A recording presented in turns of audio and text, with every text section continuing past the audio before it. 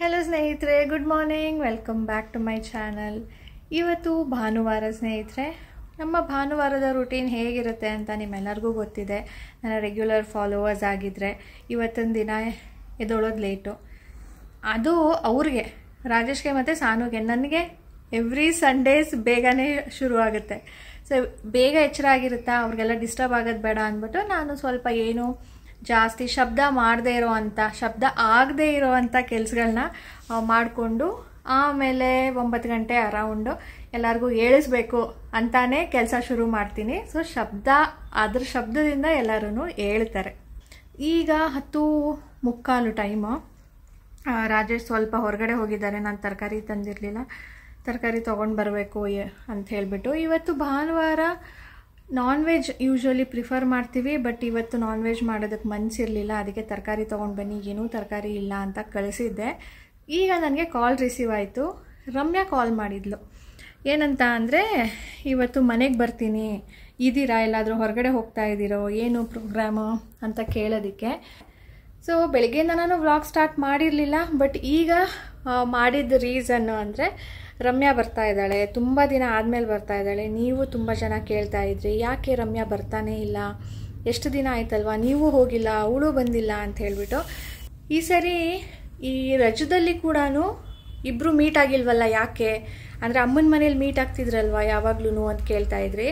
Usually ನಾನು ನವರಾತ್ರಿಯಲ್ಲಿ ಊರಿಗೆಲ್ಲೂ ಹೋಗೋದಿಲ್ಲ, ಅವಳು ಮಾತ್ರ ನವರಾತ್ರಿಯಲ್ಲಿ ಯಾವಾಗಲೂ ಬರ್ತಾಳೆ. ಅಂದರೆ ಮೈಸೂರಿಗೆ ರಜದಲ್ಲಿ ಹೋಗ್ತಾಳೆ. ಆದರೆ ನಾನು ಹೋಗೋದು ಕಡಿಮೆ ಸ್ನೇಹಿತರೆ. ಯಾವಾಗಲಾದರೂ ತುಂಬ ರೇರ್ ಏನಾದರೂ ಪ್ರೋಗ್ರಾಮ್ ಇದ್ದಾಗ ಅಲ್ಲಿ ನಾನು ಹೋಗ್ತೀನಿ, ಆವಾಗ ಮೀಟ್ ಆಗ್ತೀನಿ ಅಷ್ಟೇ. ಹೋಗ್ತೀವಿ ಅನ್ನೋ ಥರ ಏನಿಲ್ಲ. ಸೊ ಇದು ರೀಸನು, ನಾವು ರಜದಲ್ಲಿ ಕೂಡ ಮೀಟ್ ಆಗಿರಲಿಲ್ಲ. ಈಗ ಅವಳು ಬರ್ತೀನಿ ಅಂದ್ಲಲ್ಲ, ಸರಿ ಇವತ್ತು ವ್ಲಾಗ್ ಸ್ವಲ್ಪ ಸ್ಪೆಷಲ್ ಆಗುತ್ತೆ, ಈಗ ಸ್ಟಾರ್ಟ್ ಮಾಡೋಣ ಅಂದ್ಬಿಟ್ಟು ಕೂತಿದ್ದ ಕಡೆನೇ ಈಗ ಸ್ಟಾರ್ಟ್ ಮಾಡ್ತಾ ಇದ್ದೀನಿ. ಇನ್ನೇನು 11 ಗಂಟೆ ಆಗ್ತಾ ಇದೆ. ಬೆಳಗ್ಗೆಯಿಂದ ನಿಧಾನಕ್ಕೆ ಆಯಿತು ಎಲ್ಲ ಕೆಲಸಗಳೂ. ಈಗ ಸ್ವಲ್ಪ ಫಾಸನ್ ಮಾಡ್ಕೊಳ್ಬೇಕು, ಯಾಕಂದರೆ ಅವಳು 1-1:30 ಬರ್ತೀನಿ ಅಂದೇಳೆ. ಅಲ್ಲಿ ತನಕ ನಾನು ಅಡುಗೆಗೆ ರೆಡಿ ಮಾಡಬೇಕಲ್ಲ. ಇವತ್ತು ನಮ್ಮಲ್ಲಿ ತಿಂಡಿ ಬೇರೆ ಇಲ್ಲ. ಸೊ ತಿಂಡಿ ಇಲ್ಲ ಅಂದರೆ ಅಡುಗೆನೂ ಸ್ವಲ್ಪ ಲೇಟೇನೆ ಮಾಡೋದು. ಬಟ್ ಈಗ ಫಾಸ್ಟ್ ಮಾಡ್ಕೊಳ್ಬೇಕು. ಈಗ ಸ್ನೇಹಿತರೆ ರಾಗಿ ಗಂಜಿ ಮಾಡ್ಕೊಳ್ತಾ ಇದ್ದೀನಿ. ನೀರು ಒಂದು 3 ಲೋಟ ನೀರು ಇಟ್ಟಿದ್ದೀನಿ. ಅದು ಸ್ವಲ್ಪ ಬೆಚ್ಚಗಾದ ತಕ್ಷಣವೇ ರಾಗಿ ಹಿಟ್ಟನ್ನು ಸೇರಿಸಿದ್ದೀನಿ. ಅದಕ್ಕೆ 1 ಸ್ಪೂನ್ ತುಪ್ಪ, 1 ಸ್ಪೂನ್ ಉಪ್ಪು ಹಾಕಿ ಚೆನ್ನಾಗಿ ಮಿಕ್ಸ್ ಮಾಡ್ಕೊಳ್ತೀನಿ. ಇದು ಗಂಜಿ, ಇದ್ರ ಜೊತೆ ಬೇಕಿದ್ರೆ ಮೊಸರು, ಮಜ್ಜಿಗೆ ಮಿಕ್ಸ್ ಮಾಡಿಕೊಂಡು ಕುಡಿಬೋದು. ಅಂಬ್ಲಿ ಅಂತಾನು ಹೇಳ್ತಾರೆ. ಹೊಟ್ಟೆಗೆ ಸ್ವಲ್ಪ ತಣ್ಣಗಾಗುತ್ತೆ, ಬಾಡಿ ತಂಪಾಗುತ್ತೆ. ಇದು ನಾವು ಭಾನುವಾರದ ಹೊತ್ತು ಮಾಡೋದು ಯಾಕೆ ಅಂದರೆ ತಿಂಡಿ ಬದಲು ಇದನ್ನು ಮಾಡೋದು. ನಮ್ಮ ಮನೇಲಿ ರಾಗಿ ತುಂಬ ಕಡಿಮೆ ಯೂಸ್ ಮಾಡೋದು.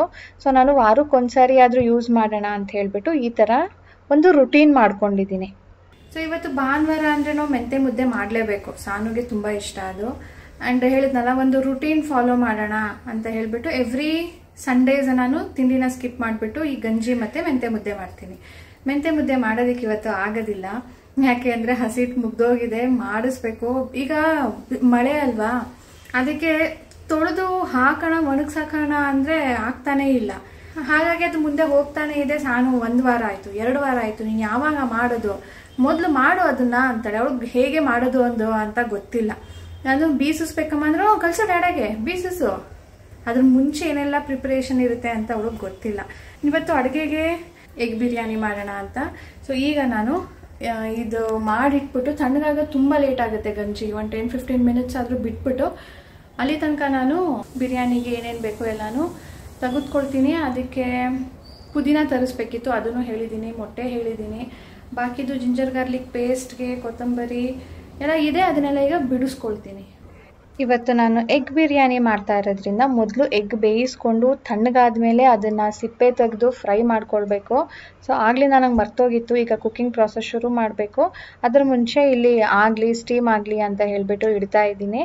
ಇದು ಅಗಾರದು ಎಗ್ ಬಾಯ್ಲರ್ ಅಂತ. ಎಗ್ ಬಾಯ್ಲ್ ಮಾಡ್ಕೊಳ್ಬೋದು, ಪೌಚ್ ಮಾಡ್ಬೋದು.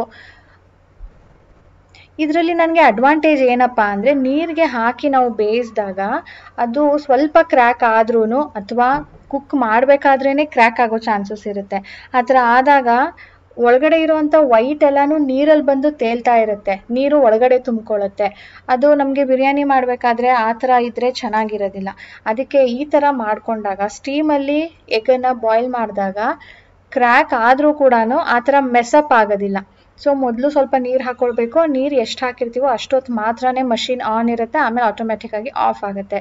ಇದರಲ್ಲಿ ಈ ಮೆಷರಿಂಗ್ ಕಪ್ ಕೊಟ್ಟಿರ್ತಾರೆ, ಅದರಲ್ಲಿ ನಾವು ನೀರು ಮೆಷರ್ ಮಾಡಿ ಹಾಕಿದ್ರೆ ನಿಮಗೆ 8 ಮಿನಿಟ್ಸ್ 10 ಮಿನಿಟ್ಸ್ 12 ಮಿನಿಟ್ಸ್ ಆ ಥರಕ್ಕೆ ಹಾಕ್ಕೊಳ್ಬೋದು. ಆಮೇಲೆ ಅದರಲ್ಲೊಂದು ಪಿನ್ ಇರುತ್ತೆ, ಆ ಪಿನ್ನಿಂದ ತೂತ್ ಮಾಡಿದಾಗ ಯಾವುದೇ ಕಾರಣಕ್ಕೂ ಕ್ರ್ಯಾಕ್ ಆಗೋದಿಲ್ಲ. ನೀರು ಇರೋ ಅಷ್ಟು ಹೊತ್ತು ಆನ್ ಇದ್ದು ಆಮೇಲೆ ಆಫ್ ಆಗುತ್ತೆ, ನಾವು ನೋಡಬೇಕು ಅನ್ನೋ ಥರ ಇಲ್ಲ. ಈಗ ತೆಗೆದುಕೊಂಡು ನೆಕ್ಸ್ಟ್ ಬ್ಯಾಚ್ ಇಡ್ತಾ ಇದ್ದೀನಿ, ಯಾಕಂದರೆ ಇವತ್ತು ನಾನು 2 ಹೊತ್ತಿಗೂ ಇದೇ ಮಾಡ್ತಾ ಇದ್ದೀನಿ. ಸೊ ಜಾಸ್ತಿ ಮೊಟ್ಟೆ ಬೇಕು. ನೋಡಿ, ಒಂದು ಕ್ರ್ಯಾಕ್ ಆಗಿದೆ. ಆ ಥರ ಏನಾದರೂ ನೀರಲ್ಲಿ ಇದ್ದಾಗ ಆಗಿದ್ರೆ ಫುಲ್ಲಿ ಮೆಸ್ಸಿ ಆಗಿಬಿಟ್ಟಿರೋದು. ಸೊ ಇದ್ರ ಲಿಂಕ್ ನಾನು ಡಿಸ್ಕ್ರಿಪ್ಷನ್ ಹಾಕಿರ್ತೀನಿ, ಚೆಕ್ ಮಾಡಿ ಸ್ನೇಹಿತರೆ, ನಿಮ್ಗೆ ಇಂಟ್ರೆಸ್ಟ್ ಇರೋರು. ಈಗ ಕುಕಿಂಗ್ ಪ್ರಾಸೆಸ್ನ ಶುರು ಮಾಡ್ತಾ ಇದ್ದೀನಿ. ದೊಡ್ಡ ಪಾತ್ರೆ ತೊಗೊಂಡಿದ್ದೀನಿ, ಯಾಕಂದರೆ 2.5 ಪಾವಷ್ಟು ನಾನು ಮಾಡಬೇಕು. ಇದು 3 ಪಾವ್ ಕೂಡ ಆಗುತ್ತೆ. ಸೊ ಇದು ದಪ್ಪ ತಳ ಕೂಡ ಇದೆ. ಮತ್ತೆ ಇದಕ್ಕೆ ನಾನೀಗ ಡಿಸಾನದು ಆಲಿವ್ ಆಯಿಲ್ ಹಾಕ್ತಾ ಇದ್ದೀನಿ. ಇದು ಎಕ್ಸ್ಟ್ರಾ ಲೈಟ್ ಅಂತ ಹೇಳ್ಬಿಟ್ಟು ಕುಕ್ಕಿಂಗಿಗೆ ಅಂತಾನೆ ಇರೋವಂಥ ಆಲಿವ್ ಆಯಿಲ್. ಇದು ಅಮೆಝಾನಲ್ಲಿ ಸಿಗುತ್ತೆ, ಲಿಂಕ್ ನಾನು ಡಿಸ್ಕ್ರಿಪ್ಷನಲ್ಲಿ ಇಟ್ಟಿರ್ತೀನಿ, ಇಂಟ್ರೆಸ್ಟ್ ಇದ್ರೆ ಚೆಕ್ ಮಾಡಿ. ಕುಕ್ಕಿಂಗ್ಗೆ ಈಗ ಜಾಸ್ತಿ ಬೇಕಾಗುತ್ತೆ ನನಗೆ, ಬಿರಿಯಾನಿಗೆ. ಇಲ್ಲ ಅಂದ್ರೆ ಅದು ಒಂಥರ ಡ್ರೈ ಅಂತ ಅನ್ಸುತ್ತೆ. ಇದಕ್ಕೆ ಎಲ್ಲ ಹೋಲ್ ಮಸಾಲಾಸ್ ಹಾಕೊಳ್ತಾ ಇದ್ದೀನಿ. ಇದು ಸ್ವಲ್ಪ ಫ್ಲೇವರ್ಗೆ ಅಷ್ಟೇನೆ. ನಾನು ಬಿರಿಯಾನಿ ಪೌಡರ್ ಕೂಡ ಯೂಸ್ ಮಾಡ್ತೀನಿ. ಬಿರಿಯಾನಿ ಹೋಲ್ ಸ್ಪೈಸಸ್ ಅಂದ್ರೆ ಚಕ್ಕೆ, ಲವಂಗ, ಬಿರಿಯಾನಿ ಎಲೆ, ಅನಾನಸ್ ಹೂ, ಮರಾಠಿ ಮೊಗ್ಗು, ಏಲಕ್ಕಿ, ಇನ್ನ ಏನೇನ್ ಹೋಲ್ ಸ್ಪೈಸಸ್ ಬರುತ್ತೋ ಎಲ್ಲಾನು ಆಡ್ ಮಾಡ್ಕೊಳ್ಬಹುದು. ಈಗ ಜಾಸ್ತಿ ಈರುಳ್ಳಿ ಹಾಕ್ತಾ ಇದ್ದೀನಿ. ಒಂದು ಮೀಡಿಯಂ ಸೈಜ್ದು 2.5 ಪಾವ್ಗೆ ಒಂದು 3 ಆದ್ರೂ ಹಾಕ್ಬೇಕು. ಈರುಳ್ಳಿ ಸ್ವಲ್ಪ ಗೋಲ್ಡನ್ ಕಲರ್ಗೆ ಟರ್ನ್ ಆದ್ಮೇಲೆ ಇದಕ್ಕೆ ನಾನು ರುಬ್ಕೊಂಡಿರೋ ಅಂತ ಸ್ವಲ್ಪ ಅಂದ್ರೆ ತರ್ತರಿಯಾಗಿ ಕೊತ್ತಂಬರಿ, ಪುದೀನ ಮತ್ತೆ ಒಂದು 2-3 ಮೆಣಸಿನ್ಕಾಯಿ ಹಾಕೊಂಡು ರುಬ್ಕೊಂಡಿದ್ದೀನಿ. ಜೊತೆಗೆ ಜಿಂಜರ್ ಗಾರ್ಲಿಕ್ ಪೇಸ್ಟ್ ಕೂಡ ಸೇರಿಸಿದ್ದೀನಿ. ಎಣ್ಣೆಯಲ್ಲೇನೆ ಸಾಟೆ ಆದ್ಮೇಲೆ ಇದಕ್ಕೆ ನಾನೀಗ ಪೌಡರ್ ಮಸಾಲ ಸೇರಿಸ್ತಾ ಇದ್ದೀನಿ. ಖಾರಕ್ಕೆ ಚಿಲ್ಲಿ ಪೌಡರ್, ಅರಿಶಿನದ ಪುಡಿ, ಧನಿಯಾ ಪುಡಿ, ಬಿರಿಯಾನಿ ಮಸಾಲ ಚಿಕನ್ಗೆ ಎಷ್ಟು ಹಾಕ್ತೀನೋ ಅದರಲ್ಲಿ ಅರ್ಧದಷ್ಟು ಹಾಕೊಳ್ತೀನಿ. ಅಂದ್ರೆ ಅದಕ್ಕೆ ಒಂದು 3-4 ಸ್ಪೂನ್ ಆದ್ರೂ ಹಾಕ್ತೀನಿ. ಇದಕ್ಕೆ ಜಸ್ಟ್ 2 ಸ್ಪೂನ್ ಸೇರಿಸ್ಕೊಳ್ತಾ ಇದ್ದೀನಿ. ಕ್ವಾಂಟಿಟಿ ಜಾಸ್ತಿ ಇರೋದ್ರಿಂದ ಇನ್ನ ಒಂದು ಅರ್ಧ-ಮುಕ್ಕಾಲ್ ಸ್ಪೂನ್ ಜಾಸ್ತಿ ಹಾಕೊಳ್ತೀನಿ. ಸೊ ಇದನ್ನ ಕೂಡ ಎಣ್ಣೆಯಲ್ಲೇನೆ ಸಾಟೆ ಮಾಡ್ಬೇಕು. ಎಣ್ಣೆ ಎಷ್ಟು ಬೇಕಾಗುತ್ತೆ ಇದಕ್ಕೆ ಅಂದ್ರೆ ನಾವು ಏನ್ ಮಸಾಲೆ ಹಾಕಿರ್ತೀವಲ್ವಾ ಅದು ಡ್ರೈ ಅನ್ನಿಸ್ಬಾರ್ದು, ಸ್ವಲ್ಪ ಒದ್ದೆ ಅನ್ನಿಸ್ಬೇಕು. ಆ ತರ ನಾವು ಎಣ್ಣೆನ ಹಾಕೊಳ್ಬೇಕಾಗತ್ತೆ. ಅದನ್ನ ಒಂದು 10-15 ಸೆಕೆಂಡ್ ಸಾಟೆ ಮಾಡಿಕೊಂಡು ಇದಕ್ಕೀಗ ಟೊಮ್ಯಾಟೊ ನಮಗೆ ಹುಳಿಗೆ ಎಷ್ಟು ಬೇಕೋ ಅಷ್ಟು ಅದರಲ್ಲಿ ಅರ್ಧ ಹಾಕೊಂಡ್ರೆ ಸಾಕು. ಯಾಕಂದ್ರೆ ಮತ್ತಷ್ಟು ಅರ್ಧ ನಾವು ಮೊಸರು ಸೇರಿಸ್ಬೇಕು, ನಿಂಬೆಹಣ್ಣು ಹುಳಿ ಹಾಕಬೇಕು. ಸೊ ನೋಡಿಕೊಂಡು ಟೊಮ್ಯಾಟೊನ ಹಾಕೊಳ್ಳಿ. ಈ ಟೊಮ್ಯಾಟೊ ಫುಲ್ ಮ್ಯಾಶಿ ಆಗಬೇಕು. ಸೊ ಇದು ನಾವು ಮುಚ್ಚಿ ಬಿಟ್ಟರೆ ಒಂಚೂರು ನೀರು ಹಾಕ್ಬಿಟ್ಟು ಸಾಫ್ಟ್ ಆಗುತ್ತೆ.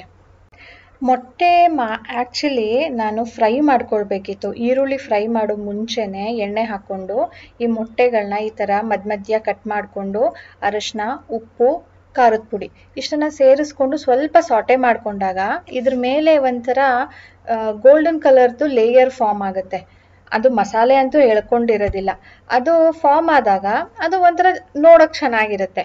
ಆ್ಯಂಡ್ ಅದರ ಮೊಟ್ಟೆ ಫ್ಲೇವರ್ ಎಣ್ಣೆಯಲ್ಲಿ ಇಳಿದಿರುತ್ತೆ. ಸೊ ಅದೇ ಎಣ್ಣೆಯಲ್ಲಿ ನಾವು ಕುಕ್ಕಿಂಗ್ ಮಾಡಿದಾಗ ಸ್ವಲ್ಪ ಬಿರಿಯಾನಿದು ಅಂದರೆ ಎಗ್ಗದು ಫ್ಲೇವರ್ ಆ್ಯಡ್ ಆಗಿರುತ್ತೆ.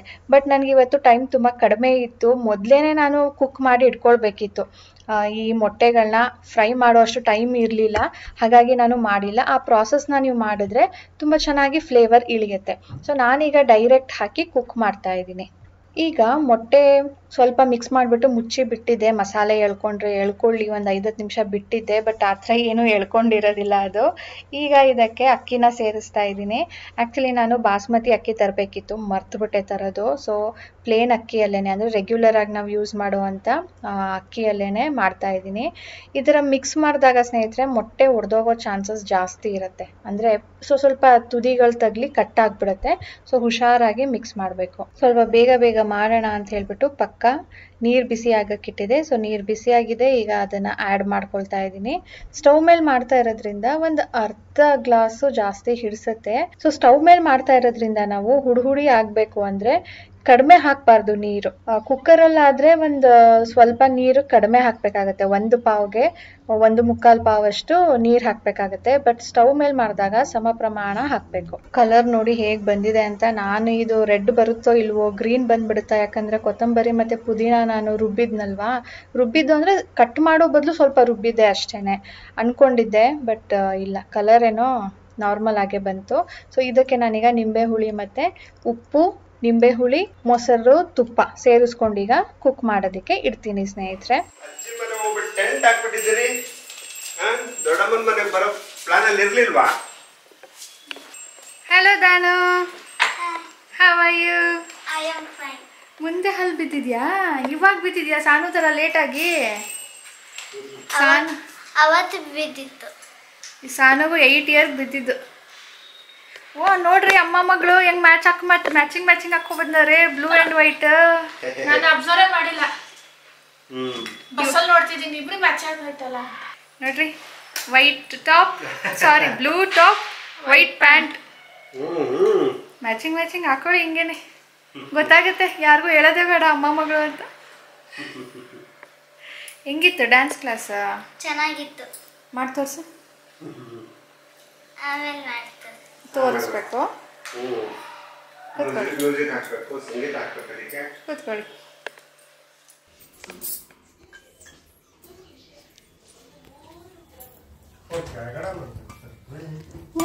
ಅಲ್ಲಿ ಎಲ್ಲರಿಗೂ ಕುತ್ಕೊಳ್ಳೋಕ್ಕಾಗೋದಿಲ್ವಲ್ಲ. ಸೊ ಬಿರಿಯಾನಿ ಲುಕ್ ಹೀಗಿದೆ ಸ್ನೇಹಿತರೆ. ಇದನ್ನ ತೆಗಿಬೇಕಾದ್ರೆ ಮೊಟ್ಟೆ ಅಲ್ಲಲ್ಲಿ ಕಟ್ಟಾಗ್ಬಿಡ್ತಾ ಇತ್ತು, ಅದೊಂದು ಪ್ರಾಬ್ಲಮ್ ಮೊಟ್ಟೆ ಬಿರಿಯಾನಿ ಮಾಡಿದ್ರೆ. ಬಟ್ ಓಕೆ, ಫ್ಲೇವರ್ ಮೊಟ್ಟೆದು ತುಂಬ ಇಳಿದಿರೋದಿಲ್ಲ, ಒಂಥರ ಮೊಟ್ಟೆ ಪಲಾವ್ ಥರ ಇರುತ್ತೆ. ಈಗ ಎಲ್ಲರೂ ಒಟ್ಟಿಗೆ ಊಟಕ್ಕೆ ಕೂರ್ತಾ ಇದ್ದೀವಿ. ಆ್ಯಕ್ಚುಲಿ ನಮ್ಮ ಮನೆಯಲ್ಲಿ ಒಬ್ಬೊಬ್ಬರು ಒಂದೊಂದು ಟೈಮ್ ಊಟ ಮಾಡೋದು, ಎಸ್ಪೆಷಲಿ ಆನ್ ಸಂಡೇಸ್. ನಾನು ಸಾನು ಊಟ ಮಾಡೋದು ತಿಂಡಿ ಮಾಡೋದೆಲ್ಲ ಸೇಮ್ ಇರುತ್ತೆ. ಆದರೆ ರಾಜೇಶ್ ಅವ್ರದ್ದು ಲೇಟ್, ಅವರು ತಿಂಡಿ ಮಾಡೋದು ಲೇಟು, ಊಟ ಮಾಡೋದು ಲೇಟು. ಅದಕ್ಕೆ ನಮ್ಮ ಮನೇಲಿ ಒಂದೊಂದು ಸಾರಿ ಒಬ್ಬೊಬ್ರು ಊಟ ಮಾಡೋದು ಅಂತ ನಾನು ಹೇಳ್ತೀನಿ. ಆದರೆ ಇವತ್ತು ಭಾನುವಾರ ನೋಡಿ, ನಾನು ತಿಂಡಿ ಮಾಡಿರೋದಿಲ್ಲ ಬೆಳಿಗ್ಗೆ. ರಾಜೇಶ್ಗೆ ಹೊಟ್ಟೆ ಹಸುವಾಗಿರುತ್ತೆ, ನಮ್ಮ ಜೊತೆನೇ ಕೂತ್ಕೊಂಡು ಊಟ ಮಾಡಿಬಿಡ್ತಾರೆ. ಮತ್ತು ಅಲ್ಲಿ ಇರೋದು, ನಾವು ಟೇಬಲ್ ಮೇಲೆ ಇಟ್ಟಿರೋದು 3 ಚೇರ್, ಒಂದು ಒಳಗಡೆ ಇಟ್ಟಿದ್ದೀವಿ, 4 ಚೇರ್ ಆಯಿತು. ಸೊ ನಾನು 4 ಜನ ನಾವು ಕೂತ್ಕೊಳ್ಬೋದು ಅಂತ ಅಂದ್ಕೊಂಡೆ. ಆಮೇಲೆ ರಾಜೇಶ್ ಯಾವಾಗ ನಾನು ಬರ್ತೀನಿ ಅಂದರು. ಸರಿ ಎಲ್ಲರೂ ಒಟ್ಟಿಗೆನೆ ಕೆಳಗಡೆ ಕೂತ್ಕೊಂಡು ಊಟ ಮಾಡೋಣ. ಹೇಗಿದೆ ರೀ ಬಿರಿಯಾನಿ? ಚೆನ್ನಾಗಿದ್ಯಾ? ನಿಮ್ಮ ಅಮ್ಮ ಮಾಡೋ ಥರ ಇದೆಯಾ? ನಿಮ್ಮ ಚಿಕ್ಕಮ್ಮ ಮಾಡೋ ಥರ ಇದೆಯಾ? ಗೊತ್ತಿಲ್ಲ. ಅಯ್ಯ ದೊಡ್ಡಮ್ಮ ಮಾಡೋ ಥರ ಇದೆ.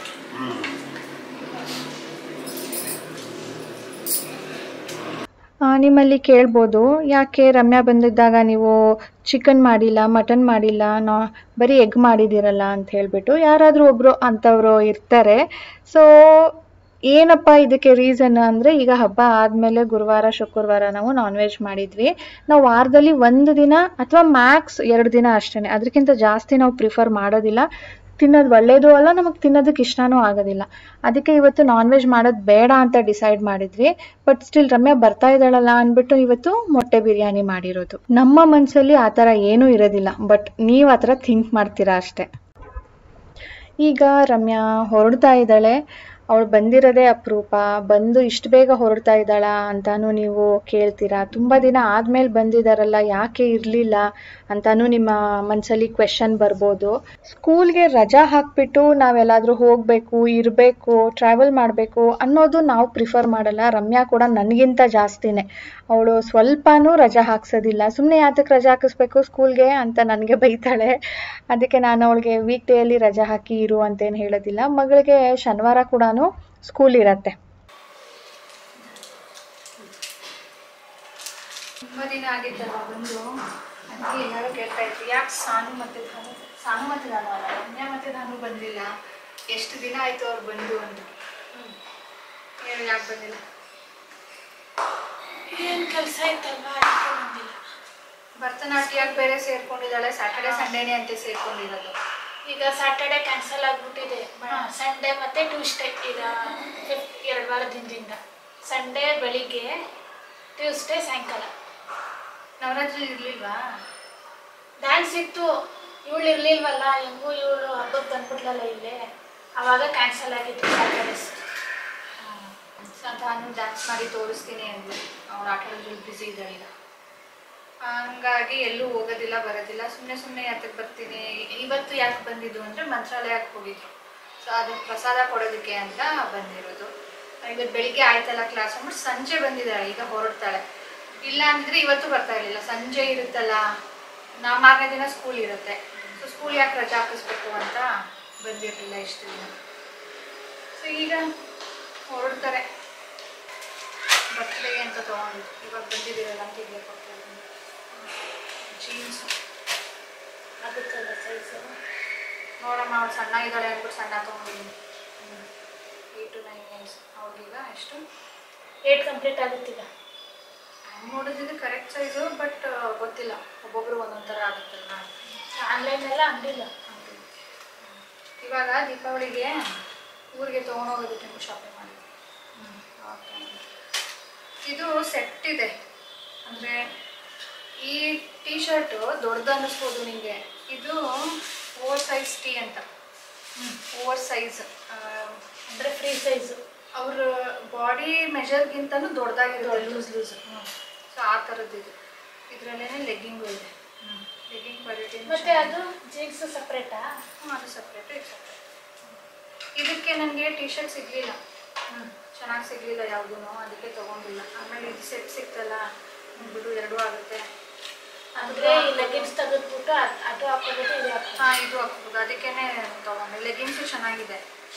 ನೀನು ಪ್ಯಾಂಟ್ ಹಾಕ್ತೀಯಲ್ವ ಫ್ರಾಕ್ಗೆ, ಅವಾಗ ಬೇಕಿದ್ರೆ ಇದನ್ನೇ ಹಾಕ್ಬೋದು. ಮುಂದಿನ ತಿಂಗಳು ಧಾನು ಬರ್ತ್ಡೇ ಇದೆ. ನಾನು ಬರ್ತ್ಡೇ ದಿನ ಇಲ್ಲಿ ಕರೆಯೋಣ ಅಂದರೆ ಅವರು ಅಲ್ಲಿ ಸೆಲೆಬ್ರೇಟ್ ಮಾಡ್ತಾರೆ. ಅದಕ್ಕೆ ನಾನು ಈಗಲೇ ಕೊಟ್ಬಿಟ್ಟೆ ಅವಳಿಗೆ ಡ್ರೆಸ್, ಆವಾಗ ಹಾಕೋ ಅಂತ ಹೇಳಿಬಿಟ್ಟು. ಮತ್ತು ನಾನು ದೀಪಾವಳಿಗೆ ಏನು ಸ್ನ್ಯಾಕ್ಸ್ ಮಾಡಿದ್ನೋ ಅದನ್ನು ಸ್ವಲ್ಪ ಕೊಡ್ತಾ ಇದ್ದೀನಿ. ಬೇಡ ಕಜ್ಜಾಯ ನನಗೂ ಒಂದು 3-4 ಕೊಟ್ಟಿದ್ದೆ ಅಮ್ಮ ತಿನ್ನಕ್ಕೆ. ಇದು ನಮ್ಮ ಅತ್ತೆ ಮಾಡಿರೋದು. ಚಕ್ರಿ ನಾನು ಮಾಡಿ. ಬಾಯ್ ದಾನು. ಬಾಯ್. ಇನ್ನೊಂದ್ಸರಿ ಬಂದಾಗ ಡ್ಯಾನ್ಸ್ ಮಾಡಿ ತೋರಿಸ್ತೀನಿ ಅಂತಿದ್ಯಾ? ಕಲ್ತ್ಕೊಂಡು ಬರಬೇಕು. ಏನು ಬೇಕು ಸಾನು? ಡಾಡಾಸ್ ಕ್ಯಾಪು.